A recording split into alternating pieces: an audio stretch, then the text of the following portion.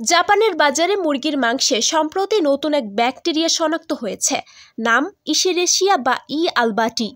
সামাজিক যোগাযোগ মাধ্যমে 2 দিন ধরে ঘুরপাক খাচ্ছে ইনফেকশনে আক্রান্ত ব্রয়লার মুরগি খেলে নাকি ভাইরাসটি ছড়াতে পারে মানুষের মাঝেও। শতাধিক জাপানি এই মাংস খেয়ে ইতোমধ্যে রোগাক্রান্ত হয়েছে। তাদের শরীরে দেখা দিয়েছে ফুড পয়জনিং, ডায়রিয়া এবং কিডনি জটিলতার মতো রোগ।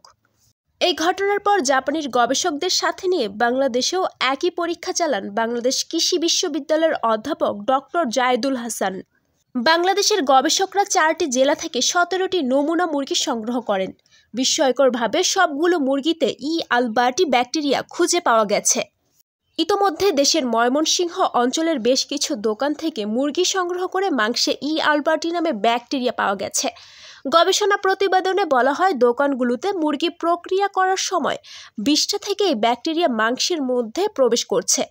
গবেষণায় প্রাপ্ত ব্যাকটেরিয়ার মধ্যে 45.5% ই আলবাটি পাওয়া গেছে।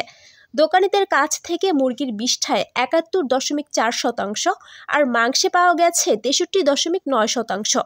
শুধু মুরগির মাংসেই নয়, মুরগির দোকানে যে ছুরি ব্যবহার করা হয় তা থেকেও এই জীবাণু, এমনকি মুরগি কাটা কর্মীর হাতেও এই জীবাণু পাওয়া গেছে। ই আলবার্টি জীবাণু এরা অন্য প্রাণী থেকে মানুষের মধ্যে ছড়ায়।